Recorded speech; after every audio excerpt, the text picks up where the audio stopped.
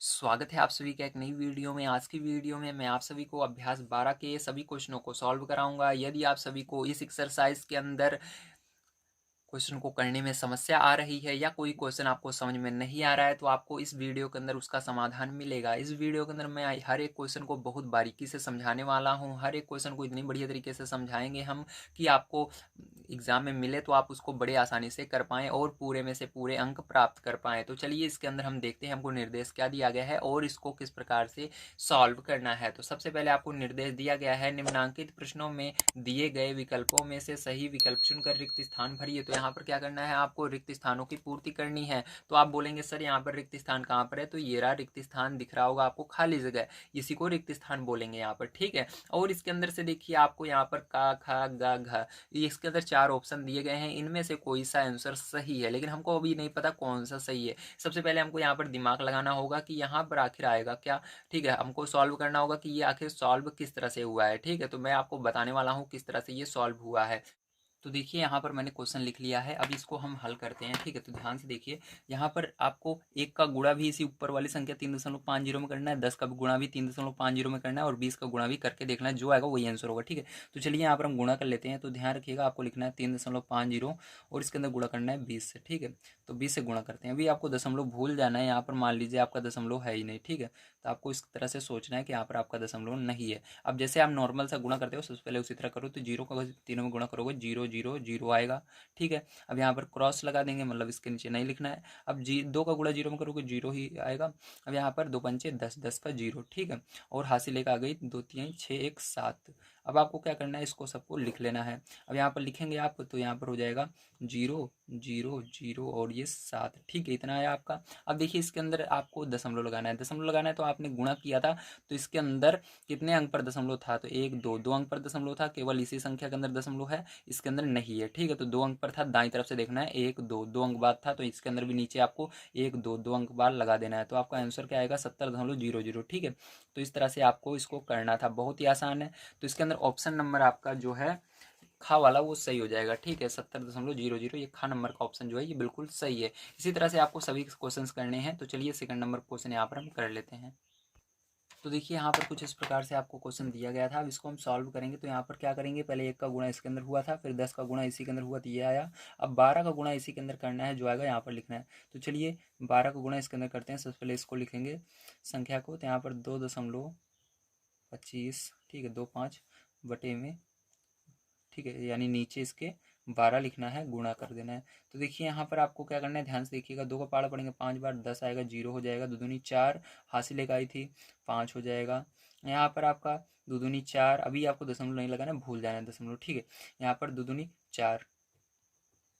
अब देखिए यहाँ पर क्रॉस का निशान लगाएंगे। अब यहाँ पर आपका एक का पहाड़ा पड़ना है, तो यही सेम आ जाएगा आपका यहाँ पर। तो यहाँ पर 5 आ जाएगा, यहाँ पर 2 आ जाएगा और यहाँ पर 2 आ जाएगा, ठीक है। तो देखिए 0 5 5 जोड़ोगे 10 और यहाँ पर 6 1 7 और यहाँ पर 2, ठीक है। तो यहाँ पर दशमलव कितने अंक पर लगेगा, तो यहाँ पर भी देखिए 2 अंक पर दशमलव था यहाँ पर, तो 2 अंक पर यहाँ पर भी लग जाएगा। तो यहाँ पर जो आपका आएगा आंसर यही आएगा, ठीक है। तो आपको लिख देना है 27.00, आपका क्या आएगा आंसर, 27.00 आएगा, ठीक है।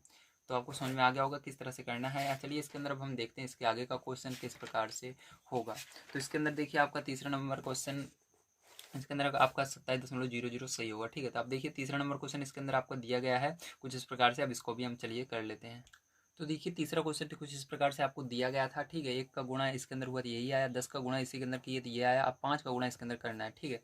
तो इसको करने का दो तरीका हो सकता है, या आप गुणा कीजिए, ठीक है। चलिए ये गुणा कर लीजिए, नहीं आप कंफ्यूज हो जाएंगे, ठीक है। तो गुणा हम कर रहे हैं तो गुणा ही करेंगे, नहीं तो आप सोचेंगे सर अलग अलग बताते हो। तो चलिए इसका गुणा करते हैं, ठीक है। तो इसके अंदर गुणा करेंगे तो इसको लिखेंगे सबसे पहले 1.25 गुणा कर देंगे किसका, 5 का, क्योंकि आपको 5 बराबर निकालना है। तो देखिए 5 25, 5 दूनी 10, हासिल 2 आई थी 12, हासिल फिर से एक आ गई, 5 एक कम 5 एक 6, ठीक है। दशमलव कितने अंक पर लगेगा, इसके अंदर 1 अंक पर दशमलव लगेगा। तो 1 अंक पर, सॉरी 2 अंक पर, यहाँ पर देखिए 2 अंक पर है तो 1 2 अंक पर दशमलव लगाना है, तो 1 2 2 अंक पर यहाँ पर दशमलव लग जाएगा।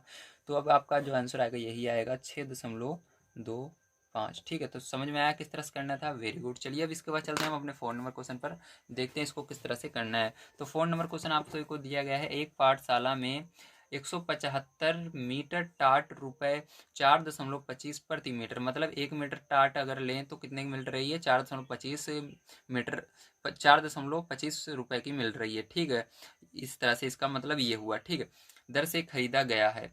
कुल टाट का मूल्य व्यवहार गणित द्वारा ज्ञात कीजिए। मतलब इसके अंदर आपको बताना है कि पूरे टाट, जैसे कि कितने मीटर टाट है? 1.75 मीटर टाट है। 1 मीटर टाट जो है वो कितने रुपए की मिल रही है? 4.25 रुपए की मिल रही है। ठीक है, अब आपको बताना है कि पूरी टाट कितने रुपए की मिलेगी। तो सिंपल सा इसका आपको इसके अंदर गुणा करना होगा तो आपका आंसर आ जाएगा। तो चलिए सबसे पहले हम चलते हैं कॉपी पर, और इसके अंदर कुछ चीज़ें हैं जो लिखना भी पड़ेगा ना, डायरेक्ट थोड़ा ना ऐसे लिख कर देंगे, कुछ चीज़ें लिखनी भी तो पड़ती है ताकि हमको क्वेश्चन जो हमारा आंसर है वो देखने में अच्छा लगे। तो चलिए कॉपी पर चलते हैं, आपको क्या लिखना है उसको मैं बताता हूँ और उसके बाद इसको सॉल्व करते हैं।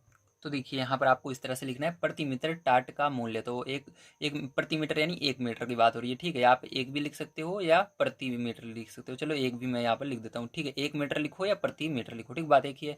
तो प्रति मीटर टाट का मूल्य कितना है? रुपये 4.25 है। ठीक है, कितना है? 4.25 रुपये है। अब आपको यहाँ पर 175 मीटर टाट का मूल्य, ये लाइन खिंचाऊँ मतलब यही सेम चीज़ यहाँ पर लिख लेनी है। तो 175 मीटर टाट का मूल्य कितना होगा? तो उसके लिए क्या करना पड़ेगा, मैंने अभी बताया आपको। यहाँ पर हम क्या करेंगे, इसी के अंदर जो ये आपका रुपये 4.25 है, इसी के अंदर गुणा कर देते हैं इसका 175 का। जो आएगा वही क्या होगा? इसका करेक्ट आंसर होगा। ठीक है, तो चलिए अब गुणा करते हैं हम। तो यहाँ पर जब आप इसका गुणा करोगे तो आपका यहाँ पर देखिए, मैं गुणा करके ये आपको दिखा देता हूँ। तो यहाँ पर देखिए आप गुणा कर लेते हैं हम। तो यहाँ पर 4.25, ठीक है, और यहाँ पर 175, इस तरह से आपको लिखना है और यहाँ पर गुणा करना है। ठीक है, अब यहाँ पर गुणा करिएगा आप, तो गुणा करेंगे तो कितना आएगा? तो देखिए 55 25, 25 की 5, हासिल 2 आ गई। अब 5 दूनी 10, 2 12, हासिल 1 आ गई। 5 चौक 20, 20 1 21। ठीक है, अब यहाँ पर क्रॉस का निशान। अब यहाँ से पढ़ेंगे 7 5 35, 7 दूनी 14, 14 और 3 17। ठीक है, अब यहाँ पर 7 चौक 28, 28 1 29। ठीक, इस तरह से फिर यहाँ पर कुछ दो क्रॉस, क्योंकि यहाँ पर इसका पहाड़ा पढ़ लिया हमने, इसके नीचे कुछ नहीं लिखेंगे। एक का पहाड़ा पढ़ेंगे तो यही आएगा, तो इसी को लिख देना है 5 2 4। अब सबको क्या करना है? ऐड कर लेना है। तो यहाँ पर 5 आ जाएगा, यहाँ पर आपका 5 2 7 आ जाएगा, 5 और 2 7 हो जाएगा। इसी तरह से आपका यहाँ पर जोड़ोगे 1 7 8 हो जाएगा, 8 और 5 जोड़ोगे 13 हो जाएगा, 13 की 3, हासिल कितना है? 1 आ गया। यहाँ पर 2 और 9 11 हो जाएगा, 11 और 2 13 और एक हासिल आई थी 14। ठीक है, यहाँ पर 2 और 4 6 हो जाएगा, हासिल एक 7। ठीक है, तो आपका जो आंसर आएगा वो ये आएगा। अब यहाँ पर आपको दशमलव भी तो लगाना है, क्योंकि यहाँ पर ऊपर दशमलव था तो 2 अंक पर दशमलव लगाना है। इधर से पीछे से तो 1 2 2 अंक पर यहाँ पर दशमलव लग जाएगा। मैंने को कैसे पता चला? क्योंकि इसके अंदर 1 2 अंक पर है तो इधर भी 2 अंक पर होगा, तो इतने रुपए होगा। कितने रुपए की होगी आपकी टाट? तो इतने रुपए की आएगी, रुपये 743.75 की। ठीक है, तो चलिए अभी आपको समझ में आ गया होगा किस तरह से आंसर निकाला जाता है इसका। आपको इस तरह से, लेकिन इसका गुणा यहाँ पर नहीं करना है। ठीक है, एग्जाम में आपको इसका गुणा पीछे करना है, बस आपको आंसर यहाँ पर लिखना है। ठीक है, इसको रफ कार्य में कीजिएगा, जो आंसर है बस उसको यहाँ पर, इस जो यहाँ पर है इसको यहाँ पर लिख देना है बस। ठीक है, अब इसके आगे मैं डायरेक्ट आपको बताऊंगा। ये बस मैं आपको दिखाया था किस तरह से आखिर गुणा किया जाता है, क्योंकि बहुत सारे बच्चे होते हैं जिनको गुणा करना भी अभी नहीं आता है, उनके लिए मैंने इसको किया था। अब हम आपको समझा दिए किस तरह से गुणा होता है, अब हम बताएंगे कि किस तरह से करना है एग्जाम में डायरेक्ट। ठीक है, अब चलिए देखते हैं इसके बाद हम 5 नंबर का क्वेश्चन। तो देखिए 5 नंबर क्वेश्चन आप सभी को यहाँ पर दिया गया है। एक बोरे आलू का भार 79.750, क्या पढ़ेंगे इसको? 750 पढ़ेंगे, 750 नहीं पढ़ना है, 750 किलोग्राम है। ऐसे ही 151 बोरे आलू का भार व्यवहार गणित द्वारा निकालिए। तो आपको इसको क्या करना है? 171 बोरे आलू का भार निकालना है। तो सेम काम वही है, यहाँ पर भी करना है। एक बोरा का भार इतना है तो 175 का अगर इसके अंदर 151 का इसके अंदर यदि गुणा कर दे तो हमारा निकल कर आ जाएगा। ठीक है, तो उससे पहले हमको कुछ स्टेटमेंट भी लिखना पड़ेगा। चलिए यहाँ पर लिख लेते हैं और उसके बाद इसका गुणा करते हैं। तो देखिए यहाँ पर एक बोरे आलू का भार आपको दिया गया है 79.750 किलोग्राम है। ठीक है, अब इसी तरह से आपको यहाँ पर 151 बोरे का बताना है। 151 बोरे आलू का भार, इसको सेम यहीं पर लिख लीजिएगा। भार बताना है तो उसका लिए क्या करना होगा? उसके लिए मैंने जैसे आपको बताया था क्या करना पड़ता है, आपको इसी के अंदर इसका गुणा करना पड़ेगा। तो यहाँ पर हम क्या करेंगे, इस 79.750 के अंदर हम गुणा कर देंगे 151 का, ठीक है। किसका गुणा कर देंगे? 151 का गुणा कर देंगे। तो यहाँ पर जब आप इसका गुणा करोगे तो जो आएगा वही आंसर हो जाएगा। जब आप इसका गुणा करोगे इसके अंदर तो आप गुणा कर लीजिएगा इसको पीछे, जो मैंने अभी बताया था यहाँ पर गुणा नहीं करना है, ठीक। वो तो मैंने आपको समझाने के लिए बताया था, उसको पीछे रफ कार्य में आपको करना है। उसके बाद जो आंसर आता है यहाँ पर लिखना है। तो वहाँ पर आपको गुणा करेंगे तो आपका आएगा, यहाँ पर आएगा 12,000, ठीक है, 12,042। क्या आएगा? 12,042.250 किलोग्राम आएगा, ठीक है। क्या आएगा? इतना आएगा। इसको आपको गुणा करके निकालना होगा, ठीक है। तो यहाँ पर मैंने बता दिया आपका, तो ये आंसर होगा आपका। इसके बाद चलिए हम देखते हैं अपना 6 नंबर का क्वेश्चन किस प्रकार से करना है।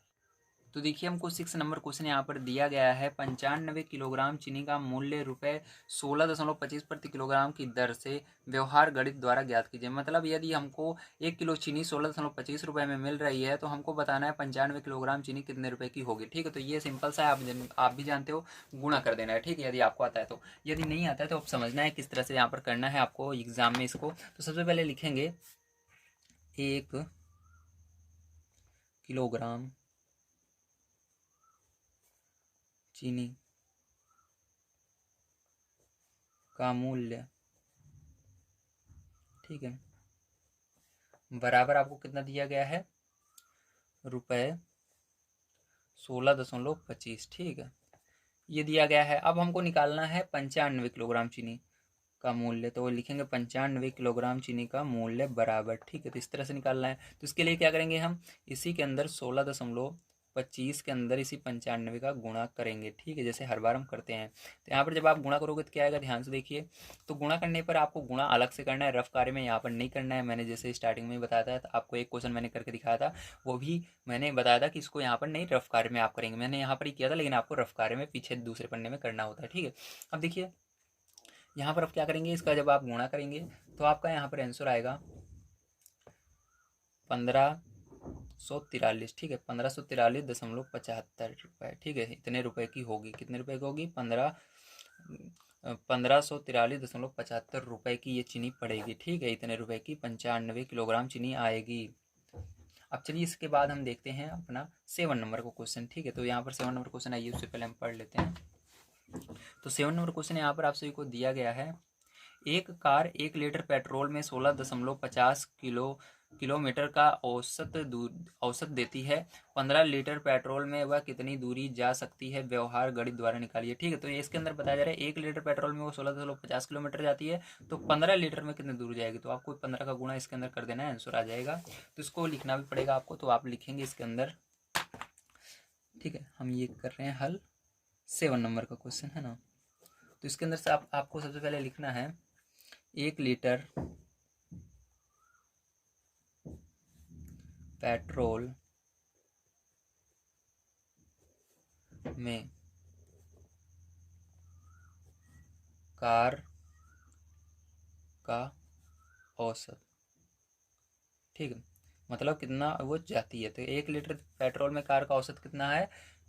16.50 या 50 किलोमीटर, ठीक है। कितना है? 50 किलोमीटर, ये हुआ। अब इसके बाद देखिए 15 लीटर में कितना औसत देगी, तो इसको निकालना है। तो इसके लिए सेम वही काम करेंगे हम, 16.50 का गुणा करेंगे 15 के अंदर, ठीक है।